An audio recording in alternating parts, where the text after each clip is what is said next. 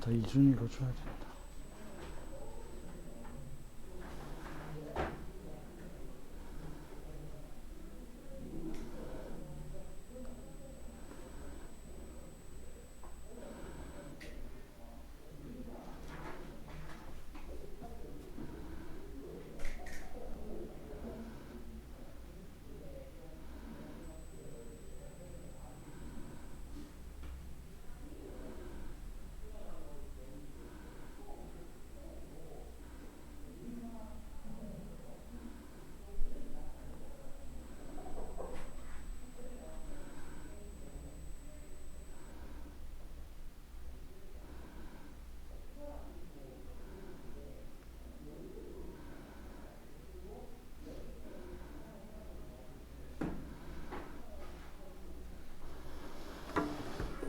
자, 이번 주 이제 수영도. 행렬 그래프에서 수영도라는 게 있는데, 수영도는 두 가지 조건을 갖추면 돼요. 수영도는 첫 번째는 회로가 없어야 됩니다. 회로가 없다. 자, 두 번째는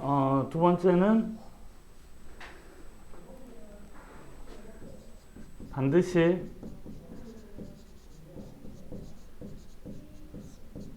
연결된 그래프다. 연결된 그래프가 뭔지도 알고 회로가 뭔지도 알죠, 그죠? 자, 그러니까 수영도는 그거랑 헷갈릴 수 있는데 초등학교 6학년 때 수영도 배웠잖아요. 맞지? 숫자 1, 2, 3으로 만들 수 있는 세 자리 숫자 하면은 123, 132 맞아? 자, 그러면 여기는 이렇게 만약에 이렇게 따져준다면 요거를 점으로 보면 이걸 연결된 변으로 볼 수 있겠지, 그치? 그러니까 1에서 2로 갈 수 있고 1에서 3으로 갈 수 있는데 이렇게 연결은 되어 있는데 회로는 없잖아요. 어떤 꼭지점이든 연결된 그래프가 되고 있고, 그래서 이런 수영도를 그려지는 그거랑 똑같다라는 거예요. 이렇게 늘리거나 꼬거나 버리면 쭈루루루 이렇게 늘어나고 이렇게 늘어나고 될 수 있으면 돼. 그래서 반드시 연결되어 있어야 되고, 그 다음에 회로가 있으면 안 된다라는 특징을 가지고 있어요. 자, 첫 번째 이제 성질이 있는데, 자, 성질 1번은 이것도 중요해요. 뭐냐면은 임의의 두 꼭지점에 대해서, 임의의 두 꼭지점에 대해서 V에 대해서 반드시 단 하나의 경로가 존재해야 돼.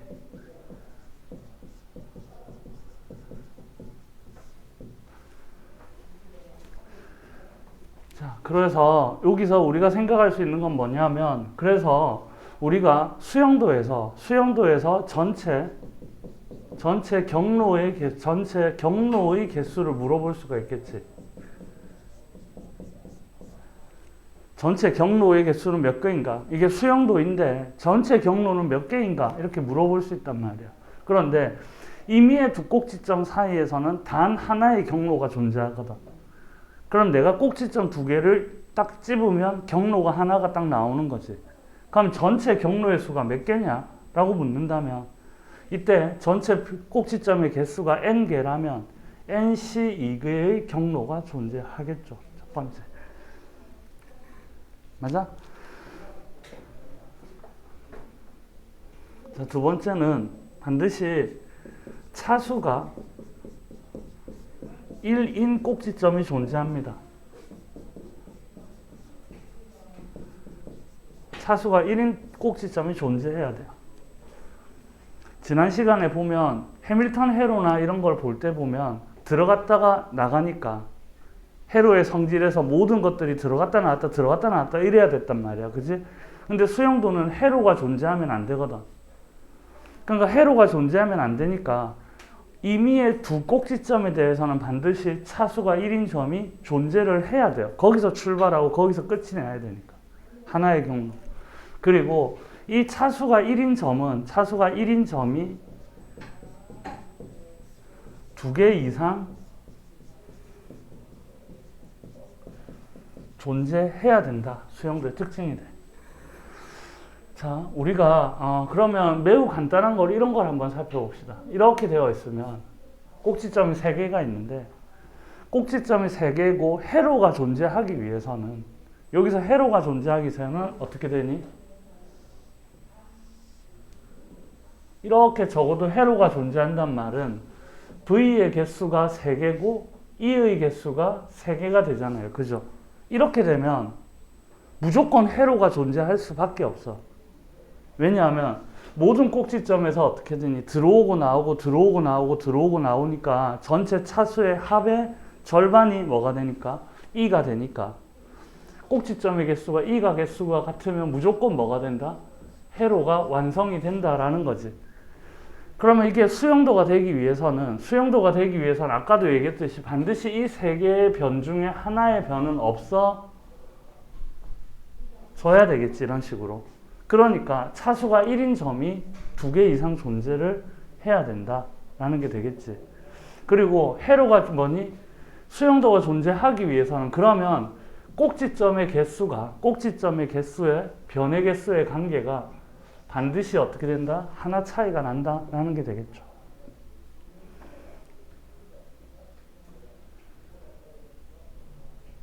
맞아? 그러면 수용도가 이런 모양이 될 수도 있지만 이렇게 생겨도 수용도가 맞지? 이렇게 생기면 수용도가 맞습니다. 맞지? 차수의 개수가 1인 거고 여기가 뭐니? 전부 연결된 그래프인데 회로는 존재하지 않는다. 맞아? 그랬을 때 임의의 두 꼭지점을 잡을 때 경로가 반드시 한 개만 존재한다. 이렇게 정리가 되겠죠. 그래서 차수가 3이고 여기는 1이다. 그래서 수용도들이 그려지기 시작을 하고 만약에 이렇게도 그려질 수 있다라는 거죠. 이런 것들이 전부 수용도가 된다라는 거야. 근데 순간 뭐가 딱 등장을 하면 안 되니? 이렇게 되면 안 된다라는 거지. 이렇게 되면 뭐가? 회로가 성립이 되니까. 자, 그러면 계속 성질이 어떻게 되느냐면 꼭지점의 개수는 몇 개인데 지금 5개잖아요. 근데 변의 개수는 몇 개야? 4개지. 그러니까 이게 수용도를 갖출 매우 중요한 조건들이다. 그래서 세 번째 성질은 뭐냐 하면 꼭지점의 개수에서 변의 개수를 빼면 1차이가 반드시 나야 된다라고 얘기를 하면 됩니다. 그 다음에 뭐 완전 그래프에서 이런 얘기도 조금 할 수 있는데 그건 조금 이따가 얘기하고. 됐어요. 그럼 이제 문제에 지금 83번에서 문제를 한번 쭉 살펴보면 니은은 안 됩니다. 그죠? 니은은 안 돼요. 왜? 연결되지 않은 그래프다. 그죠? 그 다음에 리을이 안 돼요. 연결되지 않은 그래프고 이응이 연결되지 않은 그래프임을 확인을 할 수 있다. 그지? 다음에 디귿은 회로가 존재를 했고 비읍도 회로가 존재를 했다. 맞아요? 그러면 이제 정답은 기읍과 미음과 시읒인데 시읒 가지고 한번 확인을 해봅시다. 이 성질들을 모두 만족하고 있는지. 자, 시읒을 보면 이렇게 그려져 있죠.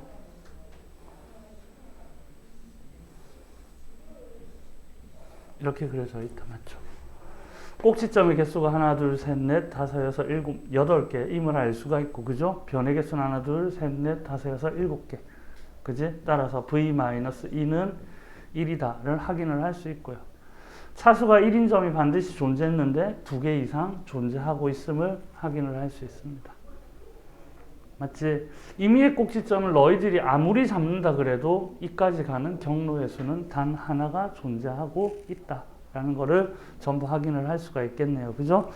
그래서 정답은 기읍, 미음, 이응에서 3번이 된다라고 얘기하면 되겠죠. 자, 84번 문제에서는 지금 84번에 주어진 문제가 수용도라는 사실을 알 수가 있겠지.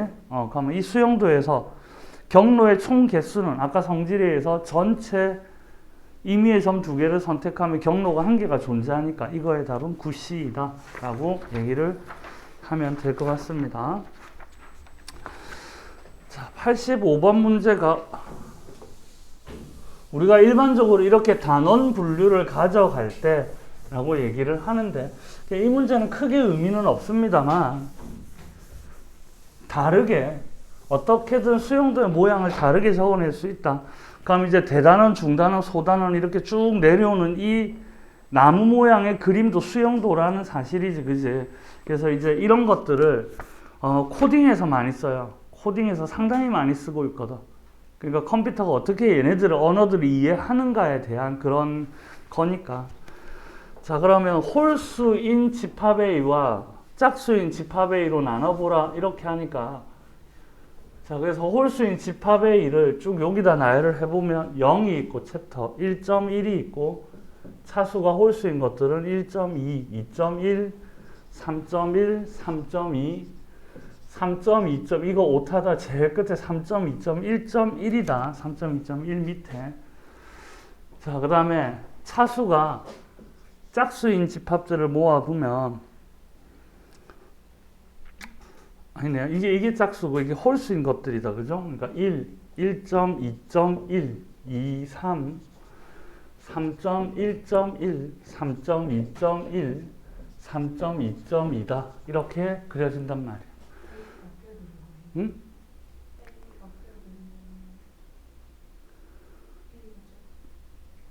A가 짝수야? 집합 A가 짝수인 꼭지야. 맞네. 바뀌는 거 맞네. 그럼 바꿔도 지금 이거 무슨 얘기를 할 거냐면, 이제 연결된 그래프끼리 연결을 했을 때 수용도를 다른 모양으로 그려봐라 이런 말이지, 그지? 그래서 0과 1과 1.1은 연결되어 있다. 이렇게 되면 또 다른 수용도를 그려낼 수 있다라는 거지. 그러니까 모양을 바꾸거나 늘리거나 하더라도 수용도는 그대로 유지된다라는 거겠지. 다음에 그러면 0과 그 다음에 연결된 게 1과 1.2와 0과 1과 1.2와 1.2.1이 연결되어 있죠. 이렇게. 다음에 0과 2와 2.1이 이렇게 연결이 되어 있고요. 그 다음에 0과 3이 연결되어 있고, 3은 3.1과 연결되어 있고 3.1.1 뭐 이런 식으로 해나가면 된다. 별 내용은 없습니다. 무슨 말인지 알겠죠? 자, 86번 문제를 보시면, 86번 문제를 보시면 차수가 1인 꼭지점이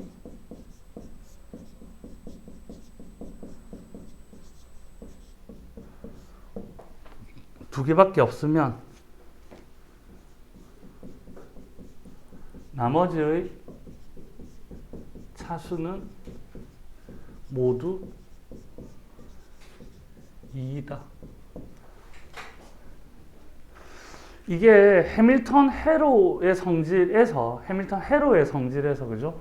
모든 꼭지점을 다 지나고 와서 해밀턴 헤로의 성질이 어떻냐면은 뭐 이렇게 정리가 되어 있을 때, 맞잖아. 들어오고 나오니까 모든 차수가 2여야 됐었는데, 이런 상황에서 어떻게? 꼭지점의 차수가 1인 게 2개밖에 없다면, 맞아? 그럼 이렇게 차수가 1인 게 2개밖에 없다면 이게 이런 식으로 뻗어나는 경우가 없다라는 거지. 이렇게 뻗어나왔으면 수용도에서 결국엔 1인 게 하나 더 있다라는 거예요. 그러니까 1인 게 2개밖에 없다라는 말은 거기에서 출발을 해서 반대쪽에서 들어온다라는 거거든. 그러면 또 다른 곳에서 차수가 하나 늘어나면 2 이상이 돼버리면 수용도는 반드시 1인 걸 하나 더 가질 수밖에 없는 상황이거든요.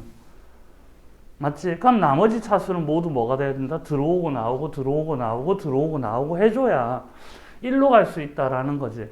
근데 2가 아닌 임의의 차수가 하나가 반드시 이렇게 늘어난다면 어쩔 수 없이 1인 차수는 하나 생길 수밖에 없다. 뭐 이런 얘기를 하고 있습니다. 그래서 외워놔야 될 명제이긴 합니다. 차수가 1인 꼭지점이 2개 있으면 나머지의 모든 차수는 모두 2다. 이 명제를 외워둘 필요는 있고, 그러니까 왜 그러냐라는 걸 이제 밑에서 얘기를 네모칸을 주면서 이제 여러분들한테 얘기를 하고 있어요. 자, 그래서 꼭지점의 개수가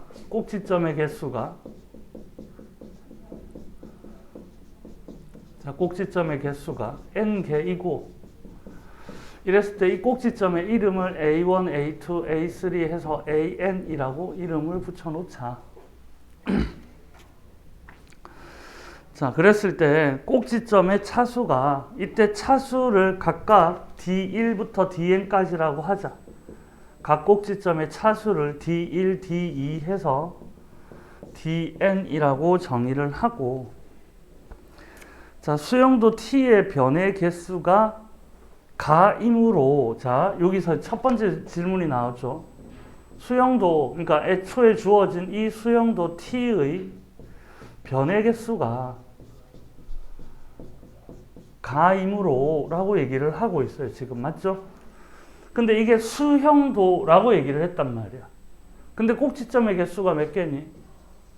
n개거든. 꼭지점의 개수가 n개인 수영도의 변의 개수는 반드시 1개가 작아야 되죠. 수영도의 성질. 맞지? 그래서 변의 개수는 n-1이므로 그지? 이거이므로 무슨 말을 했냐면 모든 차수의 합과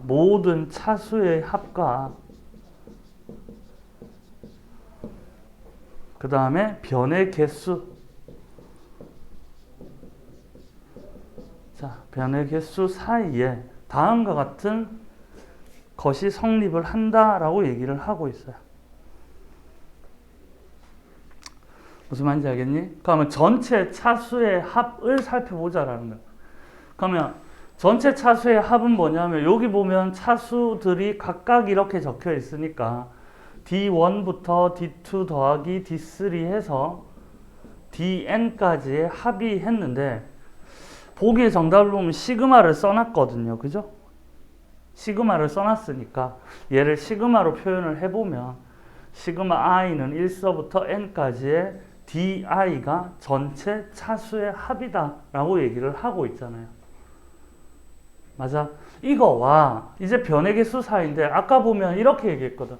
꼭지점의 차수가 반드시 몇 개? 1인 게 2개가 있고 맞지? 그러면 나머지 아이들에서 몇 개의 각각의 변이 생기니?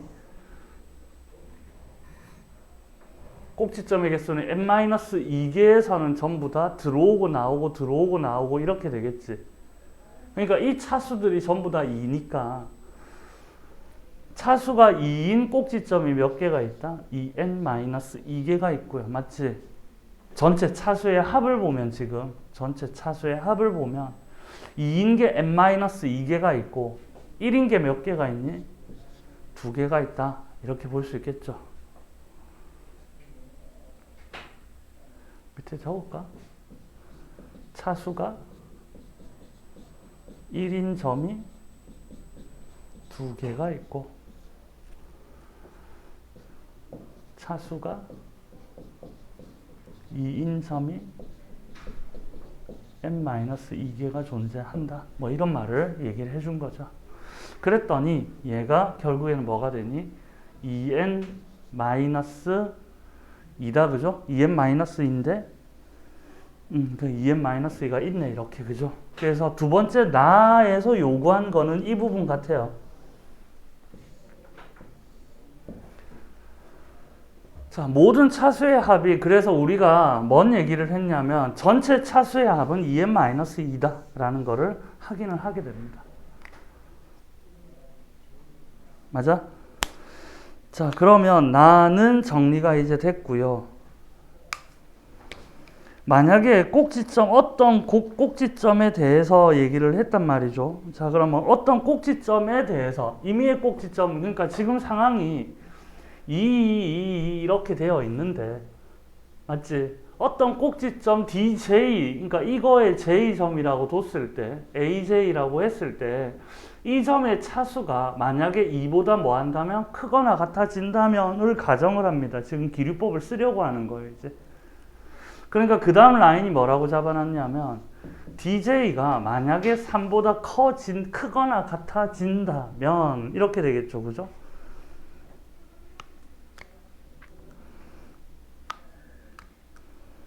맞아? 그러면 시그마 i가 아니죠, 이제. 어떤 게 모르겠지만 i는 1에서부터 n까지를 합치면 어떤 i가 아니죠, 지금. j라고 했을 때 어떤 j가 3보다 커지게 된다면 분명히 얘보다는 어떤 이미 한 점이라도 커지면 이거보다 어떻게 돼? 커지게 되겠지, 그죠? 맞아? 그러니까 이거는 어떻게 된다고? 이게 1 더 커지니까 2n-1보다는 커지게 된다. 이렇게 정리가 되겠죠. 그래서 원래 차수의 합이 이렇게 나오는 게 정상인데 하나라도 틀어지면 이거와 만족하지 않는다라는 거죠, 지금.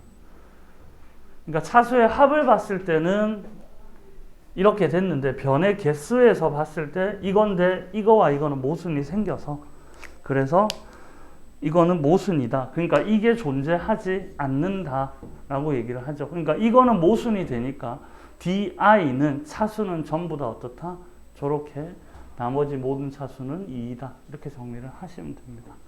그래서 지금 모르겠습니다. 학교에서 다음 주에 그냥 이런 모든 증명을 다 말도 좀 안 되는 증명들이 많아요. 그래서 조금 집합하고 사상하고 연관성이 있지만 다음 주에 한번 쭉 정리할게요. 여기 나와서 풀어봤고 87번 문제 가보면 자, 가능한 한 개의 꼭지점이 차수가 최대가 되도록 하세요. 그런 꼭지점의 개수가 35개인 수용도를 만들기로 합니다. 자, 87번은 꼭지점의 개수가 35인데 이걸로 수용도를 만드는데 꼭지점의 개수가 어떻게 되도록 가능한 한 개의 꼭지점의 차수가 최대한 높도록 해라 이런 말이 되겠죠, 그죠? 그러면 이 그림은 누가 봐도 어떻게 그려져야 되는 거야? 가운데 한 점을 중심으로 나머지 한 개 차수가 1인 점이 한 개, 2개 이상 있으면 되잖아요. 그럼 차수가 1인 점들이 2개 이상이니까 이게 최대한 많이 만들어진다면 한 꼭지점으로 차수가 많이 몰리겠지. 맞아? 그러면 여기가 35개의 점이 있으니까 여기가 34개의 점들이 한 꼭지점으로 전부 이렇게 연결이 된다면 이때 차수는 뭐가 되겠니? 34차가 되겠죠. 자, 그럼 당연히 차수가 제일 작은 최소인 꼭지점은 1이 된다는 건 누구나 알고 있으니까. 맞아? 그래서 34 빼기 1이다. 이렇게 정리를 하면 이 문제는 이렇게 정리를 하시면 되겠습니다. 자, 88번 문제 볼게요. 88번 문제는 차수가 5인 꼭지점이 한 개가 있고요. 차수가 4인 꼭지점이 2개. 차수가 3인 꼭지점이 3개. 차수가 2인 꼭지점은 4개. 이게 중요한 게 수용도입니다. 그죠? 수용도의 성질을 알아야 일단은 이 수용도에서 변의 개수는 몇 개인가? 라고 얘기를 하고 있죠. 그죠? 조금 어려워 보입니다. 다 그릴 수는 없고. 근데 수용도에서 아까 중요한 성질이 있었죠. 수용도가 되기 위해서는 반드시 차수가 1인 점들이 몇 개 이상 존재한다? 2개 이상 존재한다 했지, 그치? 그러니까 x는 반드시 2보다 큰 자연수가 되어야 돼요. 차수가 1인 점은 반드시 x 몇 개인지는 모르겠는데 2개 이상 존재하고 있다라는 게 되겠죠. 자, 근데 여기서 변의 개수를 묻게 된단 말이에요. 변의 개수를. 그럼 수용도에서 변의 개수는 지금 전체 꼭지점의 개수가 몇 개냐면 전체 꼭지점의 개수는 지금 1, 2, 3, 4, 10 더하기 x인가 10 더하기 x다. 그죠? 전체 꼭지점의 개수는 10 더하기 x인데 수용도에서 그러면 변의 개수는 뭐가 되느냐? 9 더하기 x가 되면 된다라는 거예요. 자, 그럼 이제 내가 구해야 될 거는 9 더하기 x를 구해야 되는데 x만 이제 구하면 답은 나온 상황이야. 그럼 이제 x를 어떻게 구할 거냐? 이게 변의 개수면 우리가 수영도도 어차피 그래프잖아요. 그죠? 그래프의 첫 시간에 배운 거지. 전체 차수의 합은 변의 개수의 2배가 된다. 맞니? 그래서 전체 차수의 합이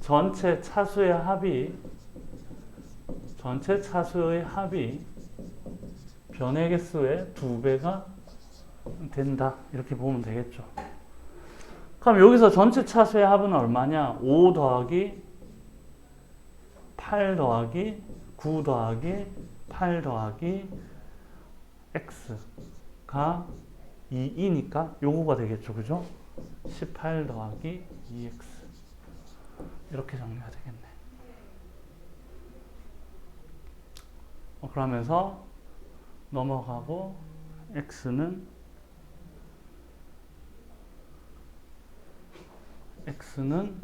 12가 되네.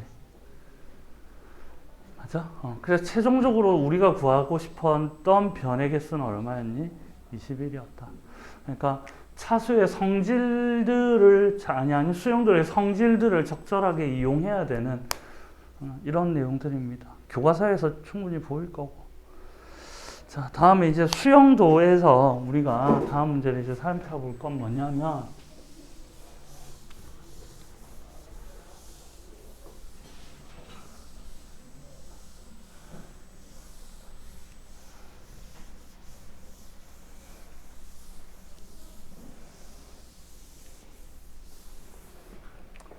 다음 문제 같은 것도 잘 조금 기억을 해 놓으세요. 수용도의 대표적인 문제들이야. 알았니? 완전 그래프에서 뭐 전화를 받고 서로 대결을 하고 막 이런 내용의 문제들도 많았는데 이거는 이제 한 학급의 인원이 40명이다 라고 얘기를 합니다. 89번 문제. 전체 학생의 수는 40명인데 자, 학생의 수는 40명인데 이 중에서 방학 때 비상연락망을 만들어야 된대요. 맞지? 그래서 전화를 받은 학생은 1명인데 전화를 처음 받은 아이는 몇 명한테 전화를 하기 시작해야 된다고? 3명에게 전화를 해야 됩니다. 그래서 최초로 선생님에게서 1명의 학생에게 전화를 해주면 이 1명의 학생은 나머지 학생들에게 3명에게 전화를 해야 된다. 이렇게 3명에게 전화를 할 때 다른 학생에게 다른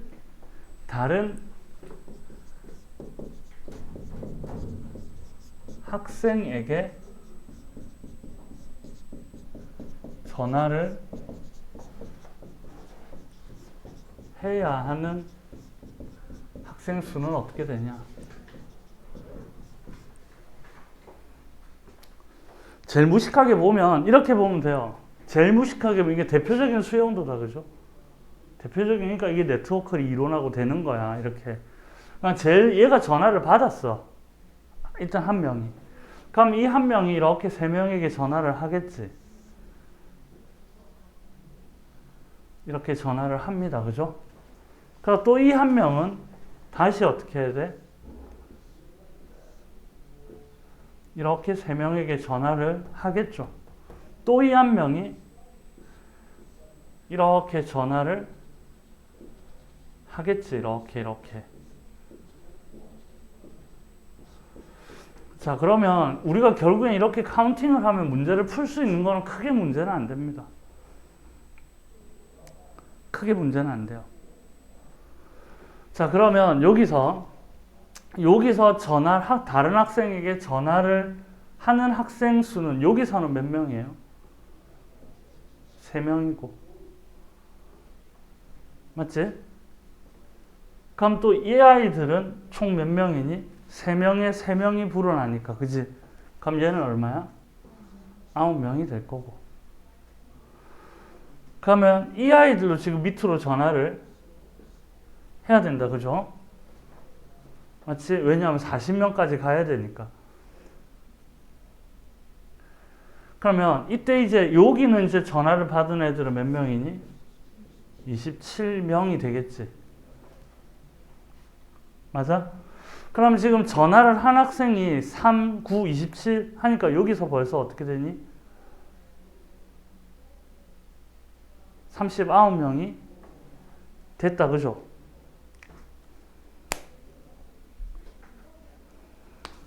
맞아요? 맞니? 자, 그러니까 전체 이렇게 하다 보니까 다 전화를 받게 되는 상황이 연출이 되지. 일단 제일 앞에 전화를 여기 한 명 받은 상황이니까. 자, 이러면 전화를 받은 학생은 총 몇 명이 됐니? 40명이 됐잖아요. 그러면 전화를 한 학생은 이 학생들이 되겠죠. 그러니까 결국에는 다른 친구에게 전화를 한 학생은 몇 명이 된다? 13명이 된다 라고 얘기를 하면 되는데, 자, 그런데 얘를 이렇게 생각을 해도 됩니다. 이렇게 생각을 해도 돼요. 자, 그러면 전화를 받은 학생 말고 다른 친구에게 전화한 학생을 보면, 전화한 학생을 X명이라고 두면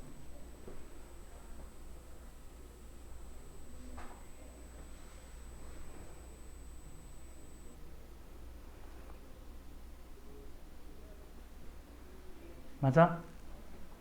전체 전화를 받은 학생으로부터 전화를 받은 학생이 되겠지. 봐봐봐. 전화한 학생이 X명이야. 근데 이 한 명당 3통의 전화를 해. 맞지? 그러면 전화한 학생이 X명이면 한 명당 친구로부터 그러니까 한 명당 3통을 한단 말이야. 그럼 총 전화를 한 횟수는 3x지. 근데 이거 봐봐. 전화를 한 학생이 한 명당 3명씩 했으니까 학생으로부터 전화를 받은 친구들은 39명이다. 무슨 말인지 알겠니? 한 명은 선생님으로부터 전화를 받았고, 전화를 한 거는 학생이고, 맞지? 이 학생이 한 명당 3명씩에게 전화를 했으니까 이 3x는 학생에게 전달한 숫자가 39명이 되겠지. 이렇게 돼야 되겠죠.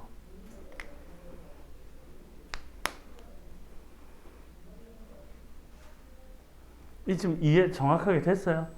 그럼 x는 그래서 얼마가 된다?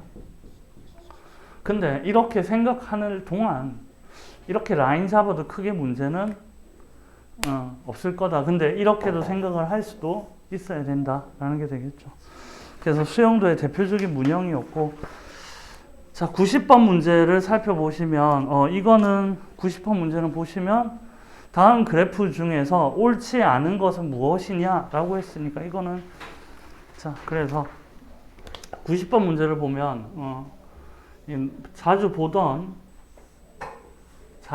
완전 그래프가 그려져 있네요. 그죠? 이렇게 자주 보던 완전 그래프입니다. 1번 완전 그래프입니다. 맞죠? 자, 2번은 오일러 회로가 존재하느냐. 전체 차수가 모두 얼마씩이니까 4니까 어느 점에서 출발을 해도 한북 그리기를 해서 제자리로 돌아오겠죠. 그래서 오일러 회로가 존재한다라고 얘기를 했습니다. 맞지? 자, 3번은 평면 그래프인가? 평면 그래프는 뭐였냐? 이 변을 늘리거나 구부려서 꼭지점이 아닌 곳에서는 변을 만나지 않게 할 수 있냐? 이런 말이었잖아요. 많이 풀던 거죠. 이거 안 된다라는 거 알 수 있다, 아는 거죠. 그죠? 그래서 3번이 정답입니다.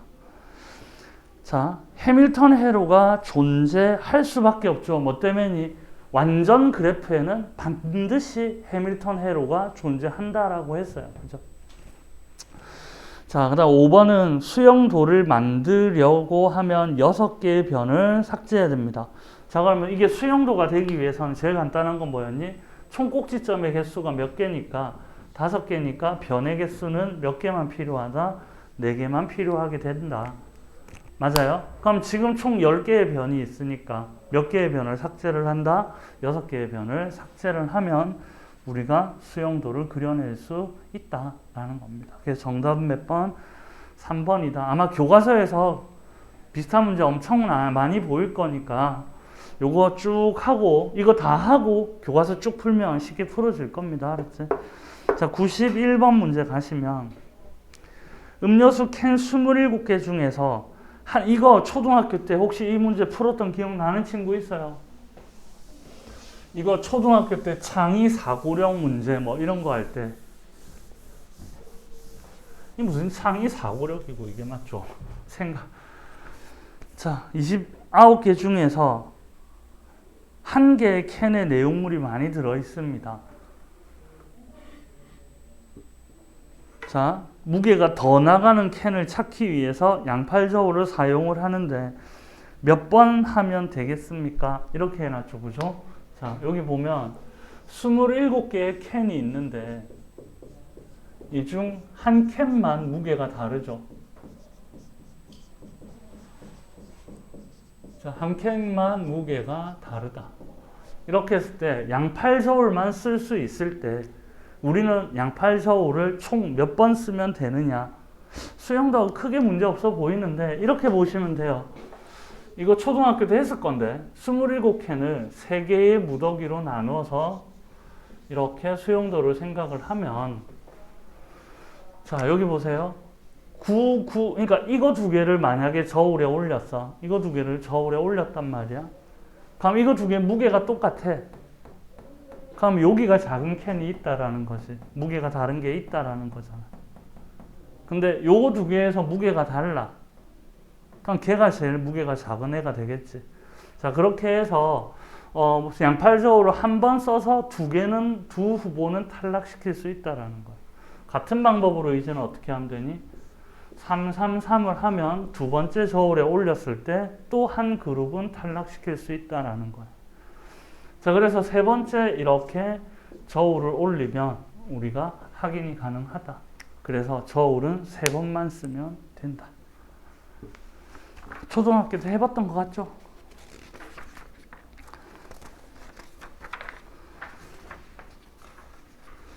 그 뒤에 조금 넘어가면 포화 탄화수소의 그래프가 있는데 내보다 너희들이 더 잘하죠?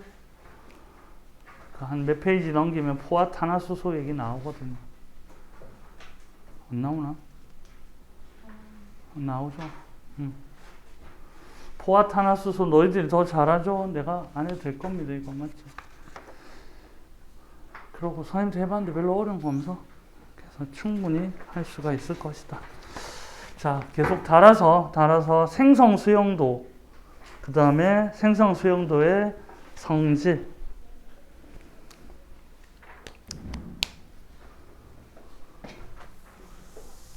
말 그대로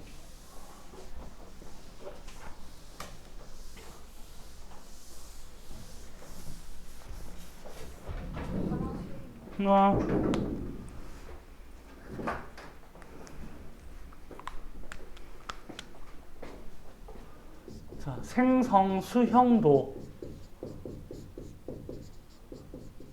계속 연결되는 건 수용도입니다. 계속 수용도 얘기해요. 수용도 얘기인데 생성 수용도니까 만들어내는 수용도를 의미한다. 만들어내는 수용도를 의미한다.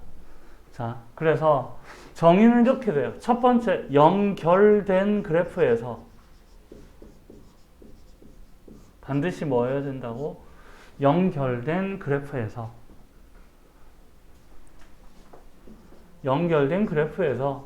변을 몇 개 삭제해서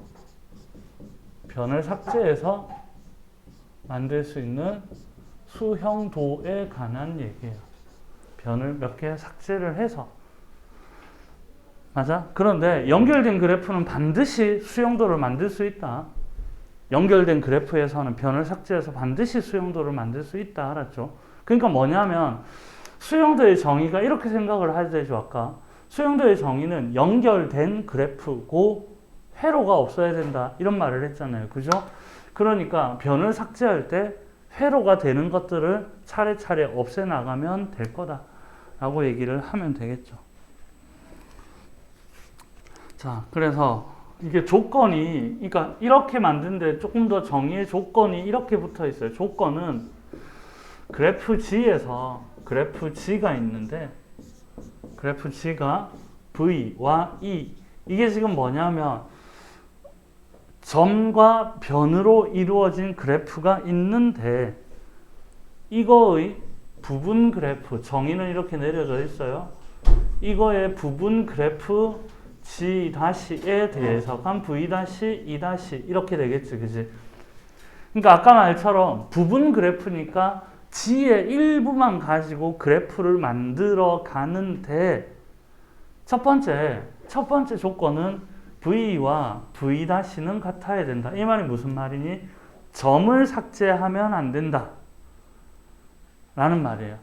그래서 기존에 그래프가 있었는데 그 부분 그래프를 만들어낼 때 점은 없애면 안 된다. 가 정의되어 있고요. 두 번째는 조건이니까. 그 다음 두 번째는 이렇게 했을 때 그려진 G'가 수형도면, 이거를 이제 뭐가 된다? 생성 수형도라고 말할 수 있다. 이런 말이에요. 그럼 아까 수용도의 성질을 다 배웠으니까 그런 거를 모두 가지고 있냐라는 게 되겠죠. 그래서 예를 들어서 이렇게 보면 되겠죠. 자, 이렇게 연결된 그래프가 있었는데, 맞아? 반드시 뭐는 그대로 가지고 이거의 일부로 만드는 그래프지만 이렇게 점은 무조건 가져가고, 맞지? 이 그래프의 일부로 만드니까 이렇게 일부를 했을 때 아직 수용도가 아니죠. 연결되지 않았으니까. 이건 생성 수용도가 아니다. 그러면 이렇게 되면 수용도의 성질을 갖췄으니 이 그래프의 부분 그래프로 만든 생성 수용도가 맞다라고 보시면 되겠지. 맞아? 그러면 이 생성 수용도와 이 생성 수용도는 같은가 다른가? 같은 그래프, 다른 그래프. 잘 봐요. 이거 두 개 같은 그래프야. 결국엔 둘 다 늘려보면 어떻게 생겼어? 이거잖아요. 이거. 1, 2, 1, 이 그래프잖아요. 그죠? 그래서 우리가 생성 수용도를 만드는데 이거는 같은 거다. 그런데 뭐가 만약에 붙어 있다면 당연히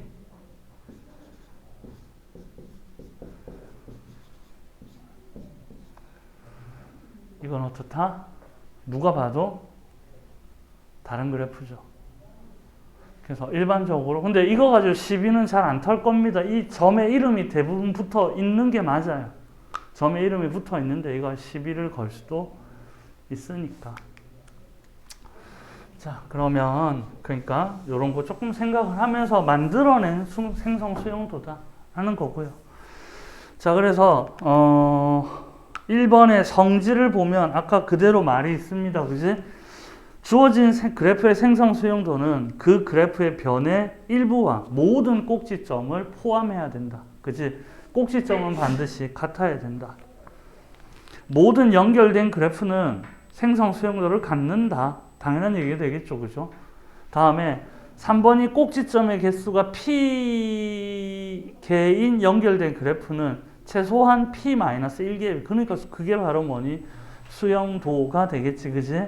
자, 그 뒤에 수용도 검색 방법은 조금 이따가 얘기하도록 하겠습니다. 알았죠? 조금 이따가 하고 문제를 이제 풀어보겠습니다. 113번에 문제가 빠진 것 같아요. 이게 뭐냐면 지금 이렇게 되어 있다라는 거죠. 그래서 이게 그냥 완전 그래프로 해야 되겠다. 자, 이렇게 그려진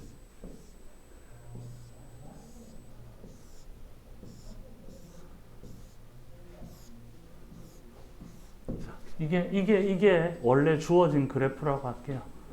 주어진 문제에서 이게 빠져 있어서 113번에 자, 다음 그래프의 생성 수용도인 것을 모두 골라봐라 라고 얘기를 했단 말이야. 자, 그러면 기역은 생성 수용도가 아니죠. 왜? 수용도가 아니니까. 연결된 그래프가 아닙니다. 니은은 이 점이 삭제됐죠. 이 점이. 그래서 생성 수용도가 아니다. 디귿은 수용도 맞고요. 그죠? 모든 점이 있고요. 그래서 디귿과 리을은 생성 수용도가 맞아요. 근데 미음은 수용도가 아니지. 해로가 존재한다. 맞지? 이렇게 정리를 하시면 되겠습니다.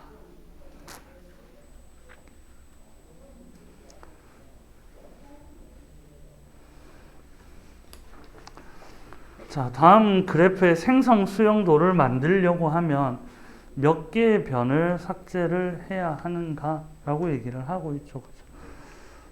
맞아? 그럼 지금 완전 그래프는 아니지만 적어도 이게 수용도가 되기 위해서는 지금 꼭지점 114번은 수용도를 만들면 되니까 연결된 그래프잖아. 맞아? 그럼 이게 연결된 그래프는 만들는 변을 몇 개를 삭제해야 되는 꼭지점이 지금 몇 개야? 6개라는 거예요. 그죠? 맞지? 그럼 얘가 수용도가 될 거면 E는 몇 개가 돼? 5가 되겠지. 그지? 그럼 5개의 변이 있으면 이게 수용도가 된다라는 거야. 근데 지금 몇 개의 변이 있는가는 확인을 해봐야만 되겠죠. 그죠? 맞아? 13개의 변이 있어요. 지금. 알았어요? 그러니까 몇 개를 삭제하면 되니? 8개를 삭제를 하면 된다. 알겠어요? 자, 다음에 지금 할 내용이 너무 어려워서 증명하기가 이건 조금 지켜볼게요. 만약에 학교에서 하면 선생님도 다시 해줄 거고 학교에서 안 한다면 그냥 넘어갈 건데 참고를 해놓으면 좋기는 합니다. 케일리 공식은 이거보다 조금 더 일반화된 공식이긴 한데 케일리 공식이라고 있는데 이거를 적용할 수 있는 범위가 들어와요. 자, 케일리 공식이라고 하면 반드시 근데 이거 중요합니다. n개의 꼭지점이 이름이 있다. n개의 꼭지점이 A1, A2, A3 해서 AN 이거 만약에 이름이 없으면 케일리 공식 안 된다. 알았죠? 각각의 이름이 다 붙어 있는 꼭지점 A1부터 AN까지 다른 이 상황의 완전 그래프일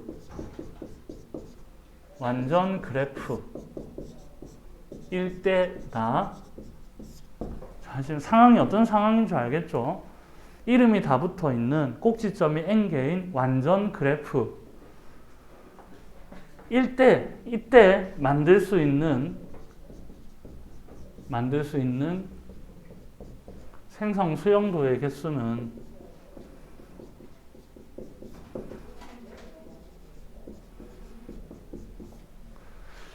생성 수용도를 카운팅하는 거는 알려져 있는 게 있어요. 해밀턴 에러하고 다르게. 있긴 있는데 이거를 잡아내는 증명이 너무 복잡해. 그래서 학교에서 어느 정도 선까지 할지는 잘 모르겠어. 그래서 이거는 하지만 완전 그래프면 외워놓으면 좋습니다. n의 n-2승계다. 이때 n은 당연히 이보다는 크거나 같다. 알려드리는 이유가 너무 복잡하지 않기 때문이다. 그러니까 예를 들어서 가장 대표적인 이렇게 볼까요? 이거 완전 그래프 맞죠? 자, 이 완전 그래프에서 만들 수 있는 생성 수용도의 개수는 몇 개다? 3개다. 이런 말이 되겠지. 생성 수용도가 왜 3개겠니? 얘 뺄 때, 얘 뺄 때, 얘 뺄 때 이렇게 3개가 되겠죠. 그러니까 이렇게 적용이 가능한데 이거를 일반화시키는 거는 조금 이런 상황에서도 A, B, C, D라고 했을 때 그럼 이걸로 만들 수 있는 생성 수용도의 개수는 많아요. 그죠? 엄청 많아요. 그지? 이걸 다 카운팅 한다는 거 무리가 있는데 만약에 이렇게 된 경우에는 이제 뭐가 돼? 4의 제곱이 되죠. 이것만 해도 어마무시한 개수입니다. 16개의 개수가 나와요. 그러니까 지금 꼭지점이 몇 개니까? 4개니까 꼭지점이 4개고 변의 개수도 몇 개야? 변의 개수가 6개잖아요. 맞아? 그러니까 변을 몇 개를 삭제해 나가면서 변을 3개를 삭제해 나가면서 이것이 수용도가 되느냐를 확인을 했을 때 총 16개가 되긴 된다. 이런 말. 그럼 우리가 알고 있는 다이아몬드는 5의 세제곱 125개의 생성 수용도가 만들어진다라는 거야. 그러니까 그쯤 되면 이제 이거를 다 카운팅 한다는 건 진짜 무리가 있기 때문에 학교 선생님이 어떻게 선택하실지는 모르겠습니다. 그래서 만약에 알려주시고 증명을 해 주신다면 다시 공부할 필요는 있고, 이거 말고 생성 수용도의 개수를 일반화해 나가는 점화식도 있긴 있어요. 점화식으로 나타나는데 그거는 꽤 복잡하지는 않아. 근데 오늘은 안 할 거야. 오늘 안 하고 다음 주에 한번 전반적으로 증명에 대해서 주신영 쌤이 아니었으면 안 했을 건데, 예전에 한성표 오빠였으면 모의고사 옛날 모의 막 들고 와서 풀면 되는데 잘 모르겠어요. 그래도 그 문제들도 다 풀어봐야 돼. 기본이잖아. 기본이니까 오늘 그 문제는 소개할 거고, 켈리 공식은 참고로 알고 계세요. 알았죠? 자, 다음에 115번. 자, 일반적으로 고등학교 과정 이산 수학 과정에서 또는 대학 이산 수학 과정에서 가장 기본적인 문제로 소개되는 생성 수용도의 개수가 이렇게 카운팅 되는 게 이런 식으로 주어지는데, 그러니까 이거를 일반화 시킨 거를 선생님이 낼지 안 낼지 모르겠다. 이런 말이야. 자, 이렇게 두고 A, B, C, D, E. 점에 이름이 붙었다. A, B, C, D, E.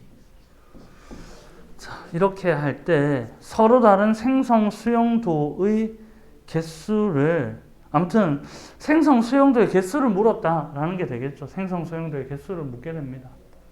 자, 그러면 생성 수용도의 개수가 지금 근데 이렇게 봤을 때 꼭지점의 개수는 총 몇 개니? 6개다. 그죠? 그러니까 수용도가 완성되려면 변의 개수는 꼭지점이 5개니까 변의 개수는 4개가 되어야 되겠지. 그지? 근데 주어진 변의 개수는 6개니까 삭제해야 될 변의 개수는 2개다. 이렇게 보는 거야. 자, 이제 변 2개를 없애서 수용도를 어떻게 만들 거냐라는 고민인데, 자, 그러면 여기서 제일 하두가 되는 변이 이거야. 그래서 경우의 수 따지는 거야, 지금. 그러니까 고등학교에서 바라보는 생성 수용도의 개수는 경우의 수를 구해라, 뭐 이런 뜻이거든. 그래서 한번, 근데 교과서에서 이 수준은 안 넘어갑니다. 학교에서 어떻게 할지 몰라. 그럼 지금 변 A씨가 문제야. 변 A씨가, 경로 A씨가. 왜냐하면 양쪽 다 회로를 만들고 있거든.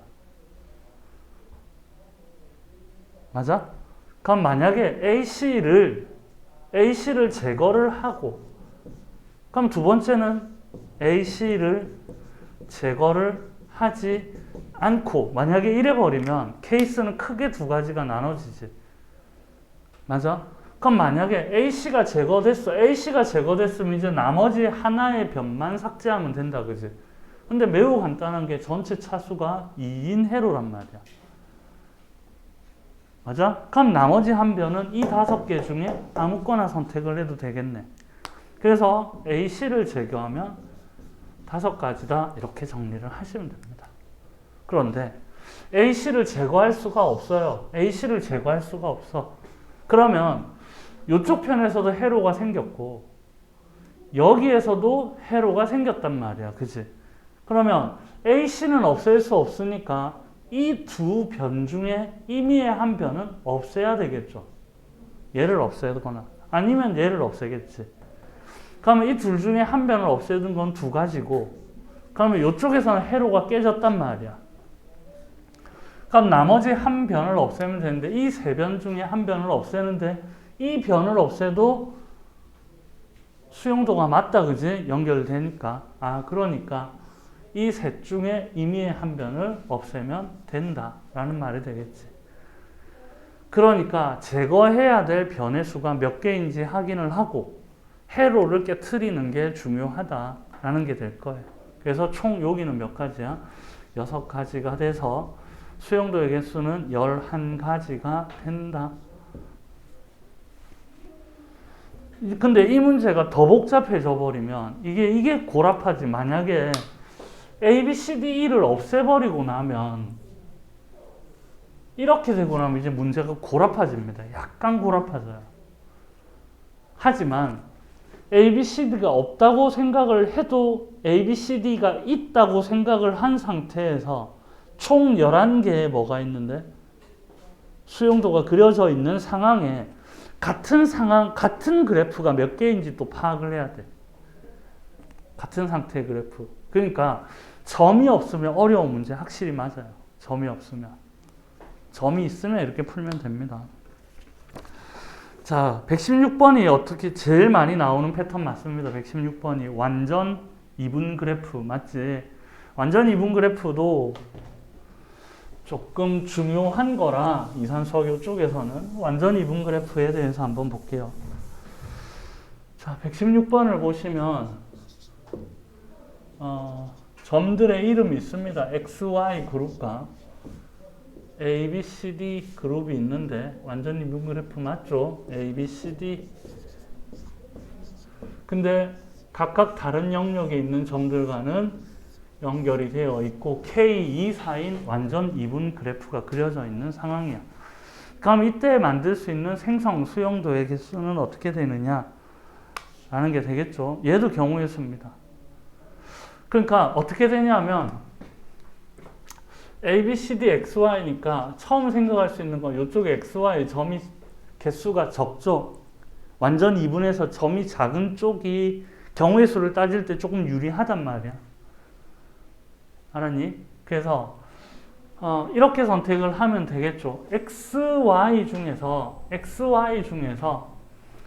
이 XY 중에서 A, B, C, D 어떤 점하고 연결되어 있냐 이 말은 완전 이분 그래프에 이렇게 보고 갈게요.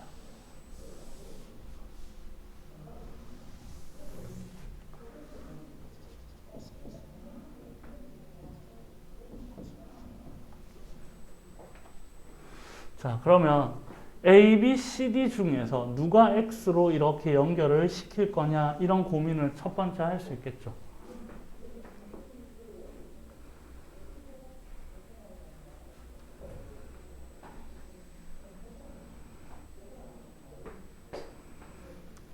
알지. 이게 더 복잡해지네. 이렇게 가면 더 복잡해지네. 이렇게 갑시다. 지금 XY가 어차피 점이 2개밖에 없으니까. 맞아? XY가 한 점하고 이렇게 연결이 돼야 되잖아. XY끼리는 원래 연결이 안 돼 있으니까. 그래서 XY라는 이 두 점이 A, B, C, D 중에서 한 점과 우선 연결을 시킨다. 그러면 XY는 만약에 이렇게 해서 A랑 연결이 됐잖아요. 그죠? 그럼 A, B, C, D 중에서 누구랑 저걸 연결시킬 거냐? 맞아요? 그러니까 이건 몇 가지야? 4가지가 되겠죠. 그래서 A랑 연결을 시켜놨어.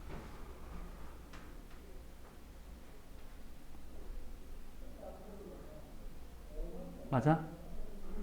그럼 이제 B는 누구랑 연결이 되어야 되느냐라는 거죠. B는 X, Y 중 임의의 한 점 중에 한 점과 선택이 되어야 되겠지. 그러면 C는 X, Y 중 임의의 한 점과 연결이 되어야 되겠지. D는 X, Y 중 임의의 한 점과 연결이 되면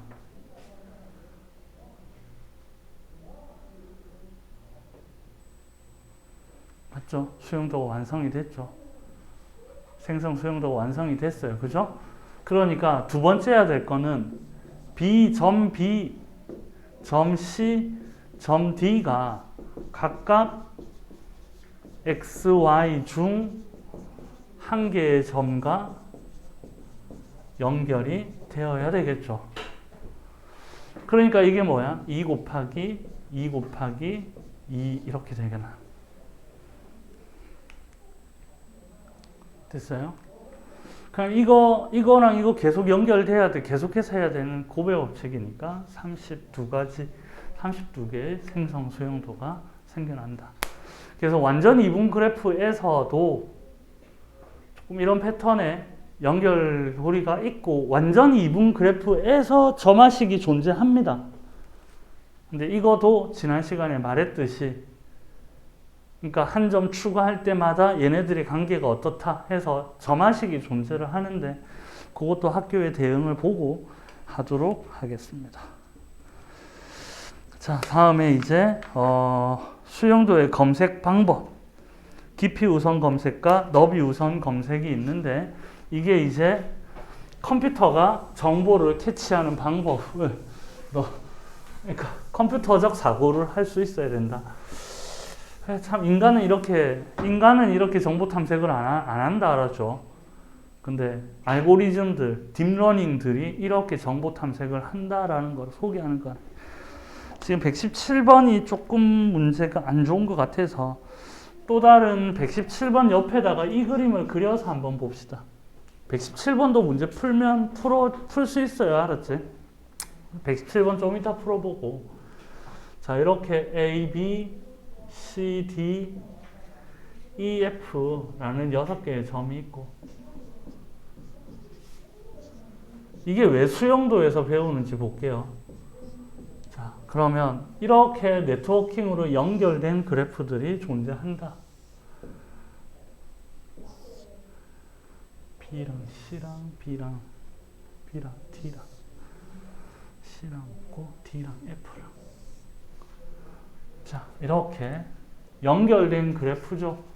현재 수용도는 아니라는 거 확실하게 보입니다. 자, 그러면 컴퓨터 입장에서 봤을 때 A에서 B, C, D, E, F에 있는 정보를 전부 다 둘러봐야 돼. 맞지? 근데 얘가 A 같다, B 같다, 이렇게 계속 하면 너무 많이 하게 되는 거잖아. 맞지? 그래서 수용도의 개념이 생깁니다. 점들 사이에 최소 변 5개의 변을 가지고 맞지? 임의의 2점을 선택했을 때 경로가 반드시 하나는 존재를 하니까 맞아? 회로가 만약에 있으면 컴퓨터 입장에서 어떻게 되노?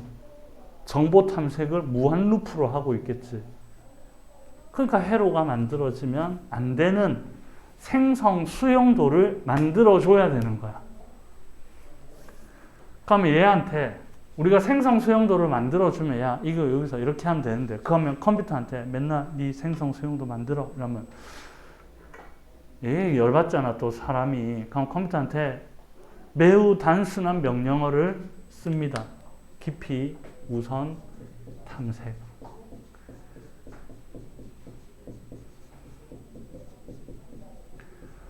깊이 우선 탐색을 하고 그 다음에 너비죠. 너비 우선 탐색. 그렇게 해서 얘한테 일정한 알고리즘을 2개를 탁 주게 되면 알고리즘을 2개를 줘서 얘가 저절로 수용도를 만들어서 간다라는 거야.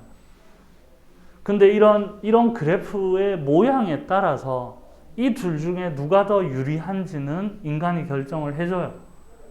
그 상황에서 컴퓨터는 동일한 방법으로 계속 딥러닝을 하게 됩니다. 자, 그래서 출발점을 A라고 볼게요. 어렵지 않으니까 조금만 들어보면 어렵지 않아요. 자, 깊이 우선 탐색은 어떻게 하냐면 A에서 출발을 해서 A에 연결된 그래프를 계속 따라 들어가는 거야. 그러니까 A에서 누구랑 연결되어 있니? B랑 연결이 되어 있잖아요. 그죠? 그래서 A에서 B로 가. 이렇게 합니다. 그 다음에 B에서 어디로 가는 거니? C로 가. 일단 가. 일단 가. 일단 가. 자, 이제 C에서 반대로 돌아올 수는 없어, 얘야. 알았니? 그 다음에 A로 가는 거는 위에서 탐색했다면 갈 수 없어. 자, 그러면 A에서 C로 와서는 이제 C에서는 끝난 거예요. 알았지? 그럼 이제 A에서 다시 이렇게 왔을 때, 자, 더 이상 너 갈 곳이 없네? 갈 곳이 없으니까 어디로 돌아온다고? 다시 B로 돌아오라는 뜻이에요. 자, 그럼 이제 B에서 C로 가는 거 너 했잖아. 이번에는 어디로 가는 거니? D로 가. 자, 이제 D로 왔어. 자, D로 왔거든. 또 어디로 가? 갈 수 있잖아. 어디로? F로 가. 그래서 B에서 D를 탐색을 했고, C도 탐색을 했고, B도 탐색을 했고, F도 탐색을 했어요. 맞지? 자, 이제 F에서 가만히 봤더니 B가 뭐니? 아까 위에서 탐색한 공간이야. 너 안 돼. 다시 이제는 끝났어. 역할이 끝났으니까 어디로 와? D로 다시 와. 근데 D로 다시 왔는데 D로도 더 이상 갈 곳이 없네. 그럼 다시 어디로 와? B로 와. 맞지? 자, B로 와서 다시 F로 가려고 했더니 F도 탐색을 했어. 그럼 이제 다시 어디로 가? A로 가. 자, 그럼 이제 아까 A에서 B로 간 건 안 되고 A는 C로 간 건 탐색을 했단 말이야. 이제 A는 어디로 가라? E로 가. 이렇게 해서 깊이 우선 탐색을 합니다. 자, 그러면 이게 수용도죠. 수용도입니다. 그지? 그러니까 미로 찾기하고 똑같은 거야. 얘가 갔는데 갈림길이 나왔어. 맞지? 갈림길이 나오면 갈리는 진도에서 한 곳으로 끝까지 가. 갔더니 막혔어. 다시 돌아와. 그러니까 반대쪽으로 가. 근데 또 갈림길이 나왔어. 그러니까 갈림길이 나올 때마다 어떻게 해보는 거야? 끝까지 갔다가 막히면 돌아오는 구조가 되겠지. 이게 바로 너비 우선 탐색입니다. 깊이 우선 탐색이다. 알았죠? 자, 이제 A에서 출발한 너비 우선 탐색을 어떻게 할 거냐면 A에서 너비니까 어떻게 하냐면 옆으로 갈 수 있는 대로 먼저 가. 그럼 A와 연결된 점이 누구냐면 B랑 C랑 E랑 연결되어 있죠. 맞아? 그러니까 A에서 깊게 안 들어가고 B 가봐. 거기까지만 가. 그 다음에 또 어디 가? C 가. 그 다음 어디 가? E를 가.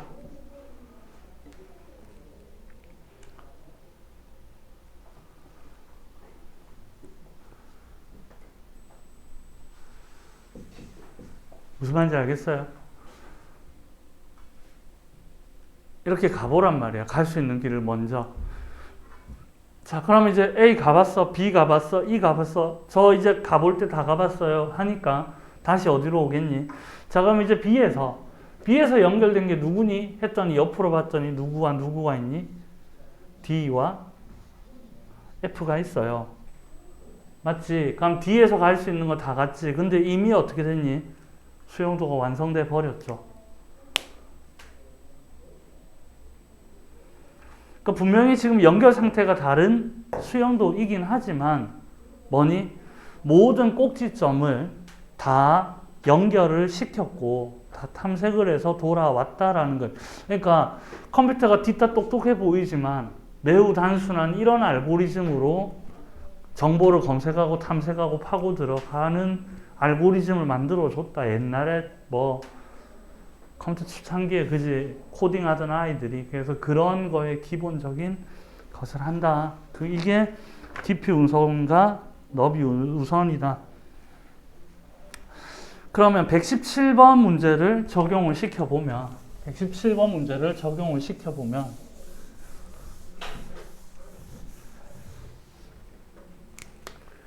자, 점들이 있고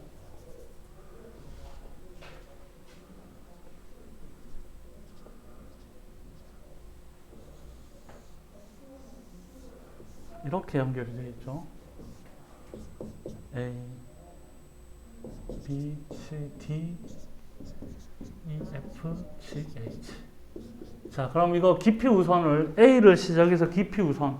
그럼 이거 깊이 우선 이렇게 되죠. A, B, C, D, E, F, G, H. 이러면 끝나죠. 하나의 수행도가 만들어지죠. 물론 가다가 꺾어도 됩니다. 맞지? 근데 이렇게 쭉 돌아오면 끝나는 거니까. 간대로 쭈르르 내려갔더니 이런 수용도가 만들어졌어요. 근데 너비 우선 탐색은 다르죠. A에서 연결된 I가 누구와 누구니? B와 H다. 이런 말이 되겠지. 그죠? 그러면 B에서 연결된 I가 누구니? C와 G가 될 거고. 응? B, H. 이렇게 왔잖아. A, B, C, D, F, G. 어떤 거?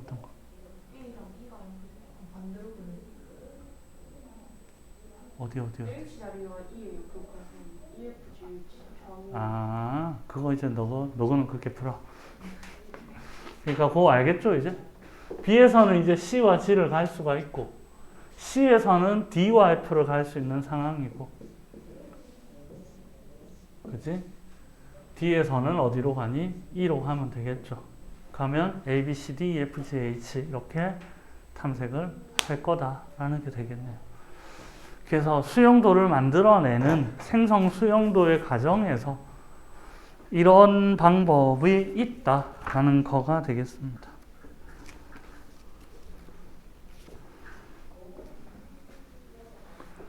자, 118번 문제를 보시면, 자, 118번 문제에서는 다음 수용도에서 모든 꼭지점을 맨 꼭지점에서 시작하여 깊이 우선 방법으로 검색을 할 때 XYZ의 검색 순서는 깊이 우선이니까 어떻게 되니? 1, 2, 3, 4 옆으로 쭉 오겠지, 그지? 맞죠? 이 미치가 이제 뭐가 되니? 5가 될 거고, 맞아? Y 자리가 6이 되겠죠. 확인했어요, 지금? 118번. 6위는 넘어갔다. Y자리 6 되는 거 알겠니? 그럼 Y자리 6이고 옆에 6, 7, 8 이렇게 되겠네요. 그죠? 그럼 1 바로 밑에가 뭐가 되니? 9가 될 거고 X가 10이 되겠죠. 맞아? 그냥 깊이 우선이니까 이렇게 내려갔다가 올라가고 올라갔다가 다시 내려오고 다시 올라가고 이렇게 정리가 되니까. 그러니까 X는 10이 되고 Y는 6이 되고 Z는 알아서 구해봐라. 알았니? 자, 다음에 119번도 여러분들이 한번 해봅시다. 그러니까 이거는 이제 뭐냐면 어떤 단어를 선택할 때 컴퓨터는 뭐니? 온오프만 명령할 수 있잖아. 그치? 그럼 이렇게 수용도를 그려주면 온오프를 어떻게 해야 HIP를 만들 수 있을 거냐? 그럼 H는 뭐가 되겠니? 000이겠지. 무슨 말인지 이해가 됐죠? I는 100일 거고 P는 11일 거다. 그렇게 해서 컴퓨터가 생각하는 이런 수용도의 체계와 찾아가는 이런 체계에 대해서 얘기를, 나도 코딩은 잘 몰라요. 근데 이런 거를 잘 하겠지. 코딩 잘하는 애들은. 걔 이제 지금 고등수학, 지금 보면 고1이 하는 수학 있잖아. 고등수학 상하에서. 고등수학 상에 행렬이 들어온다. 고등수학 상에. 행렬 그래프 다 들어왔어요. 대신에 경우에서 다 빠지고. 그러니까 그만큼 행렬이, 그래프가 향후 인공지능을 하는데 매우 중요하다. 너거는 복 받은 거야. 대학생들 이런 거 하나도 못 배우고 들어가는데. 너 이런 거 보고 대학 가잖아. 그치?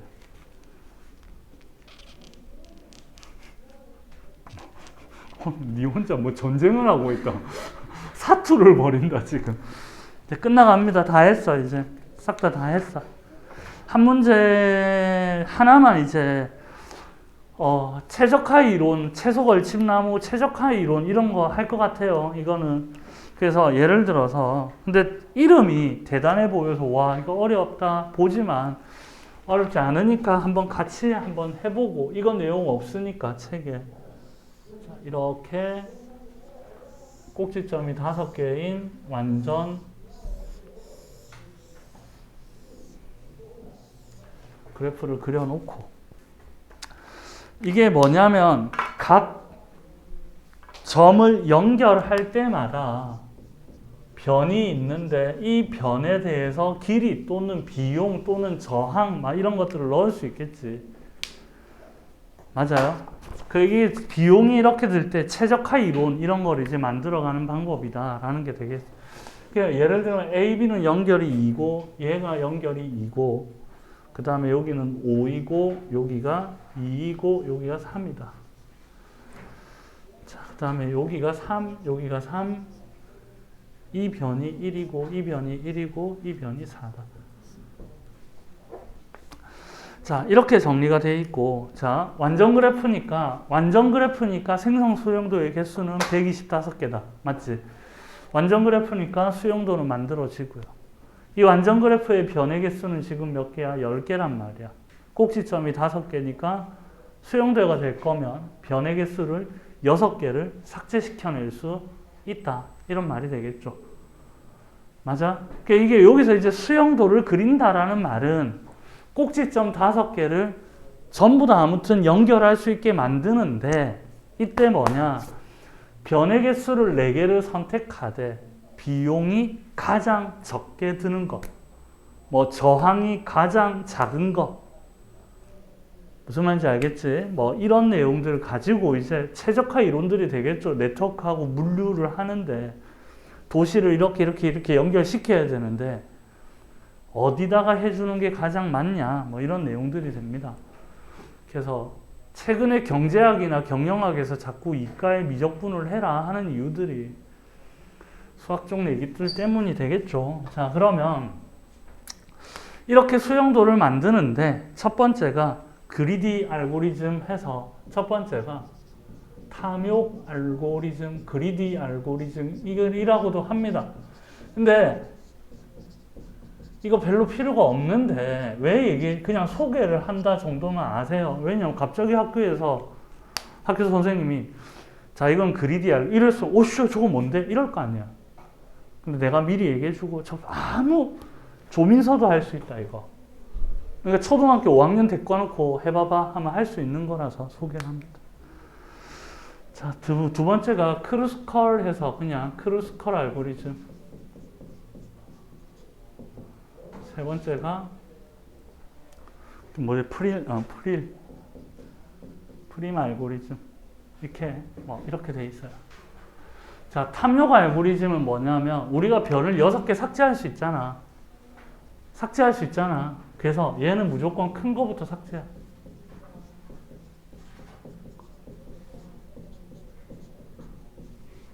아무것도 없어요. 큰 숫자 보이는 거 다다다다다닥 날려서 제일 작은 4개를 선택하겠다 이거고 크루스컬은 작은 거부터 선택 아무것도 아니죠. 이 프림 알고리즘은 조금 다르니까 조금 설명을 해줄게요. 자, 그러면 큰 거부터 삭제를 해라 라고 얘기를 하고 있잖아. 그럼 너가 봐도 변이 몇 개가 6개를 삭제해야 되는데 제일 눈에 거슬리는 게 누구냐? 5는 삭제할 거다라는 거지. 맞아? 그 다음에 또 큰 거 누구냐? 4를 삭제할 거예요. 4를 삭제할 겁니다. 2개 삭제했어요. 그죠? 4개를 삭제해야 돼. 그럼 이제 눈에 보이는 게 3을 삭제해버리고 요때도 3을 삭제해버리고 이제부터는 조금 유의해야 되겠죠. 그죠? 삭제를 했을 때 그래프는 아니 수용도는 돼야 되니까. 그지? 그러면 3을 삭제해도 수용도가 되고 있다. 그죠? 자, 그럼 이제 남은 게 이렇게 되는데 회로가 완성돼 있지. 그지? 그럼 한 개 끊어도 되네. 그러니까 2에 있는 아무거나 얘를 끊을까 이렇게. 자, 끊어버리면 이렇게 수용도가 만들어지면서 모든 변을 지나고 단 하나의 경로가 완성이 되고, 그랬을 때 비용에 최적화는 1, 2, 2, 1이니까 6이다. 이렇게 선택할 수 있다가 탐욕 알고리즘. 알았니? 반대로 크루스컬 알고리즘 뭐냐면, 생성 수용도에서 지금 우리가 다 그어져 있는 것 중에 조금 더 진하게 선택을 하겠다라는 거야. 제일 작은 거부터. 그럼 제일 작은 게 누구냐? 1을 선택하겠다라는 거지. 이제 두 번째 작은 게 뭐냐? 1이니까 1을 선택하겠다라는 거야. 자, 이제 수용도를 완성을 시킬 건데, 이제 누구를 선택할 거냐? 누구를 선택할 거냐? 두 개를 더 선택하면 되는데, 이 자리가 이렇게 있으니까 이렇게 두 개를 선택을 내가 해버리겠다. 맞지? 그럼 수용도가 완성이 됐단 말이야. 그러니까 이렇게 가는 게 크루스컬. 프림이 약간 다르다 했지. 프림이 약간 다른데, 프림은 이렇게 갑니다. 선을 4개를 내가 선택을 해야 되는데, 이미 제일 작은 거를 선택을 해놓고 그 점과 연결된 변들을 찾아갈 때 작은 거를 선택해 나가는 거야. 그러니까 이게 복잡해지면 복잡해질수록 더 유리한 거야. 이거 두 개, 이거. 이 중에 이거, 막 이렇게 찾아가는 거야. 이게 한눈에 딱 보이니까 제일 큰 거 다 없애. 또 확 없애. 이랬는데 몇 칸 가니까 이거 안 되네 이러면 다시 누구 살리고 막 이렇게 그런 과정을 거치니까 처음부터. 그럼 이 말이야. 이거 1을 선택했어. 맞지? 그러면 B와 이웃한 변들은 이렇게 있잖아요. 그죠? 그러면 이 중에 2, 3, 3이니까 누구를 선택을 한다? 2를 선택을 한다라는 거야. 맞니? 그 다음에 D, 요때가 D니까 이 D에서는 누구니? 2, 3, 5니까 누구를 선택을 한다? 2를 선택을 한다. 맞아? 그러면 이제 이 점에서 이웃한 점들을 이제 비교를 해야 되는데, 이 점에서 이웃한, 이렇게 보는 게 더 나았겠다. 다시. 이 점에서 이웃한 걸 보면 2, 3, 3이고, 이 아이 입장에서는 2, 3, 5지, 그지? 그러니까 제일 낮은 2와 1을 선택을 하고. 자, 이제 A 입장에서는 2, 3, 4고, 그죠? C의 입장에서는 1, 3, 4니까 당연히 누가 선택되겠니? 이렇게 선택을 한다는 거지. 그런 식으로 마지막 꼭지점에서 누가 최적화되어 있냐를 이렇게 찾아내 나가는 거. 자, 이게 프림 알고리즘이다. 그렇게 해서 최적화 이론이다. 이 정도 알고 계시면 될 것 같아요. 120번은 너희들이 지금 120번 문제는 됐다 뭐가 복잡해 보이는데 그거 조건방률입니다. 120번 문제가. 조건방률이에요. 그렇게 해서 풀어보시도록 하고, 자, 이로써 행렬 수용도 얘기도 끝났고, 뭐 조금 더 나가서 최적화 이론이 조금 더 있긴 있습니다. 조금 더 있는데 그거는 충분히 너희들 풀 수 있어. 일단 이걸로 종료할게요.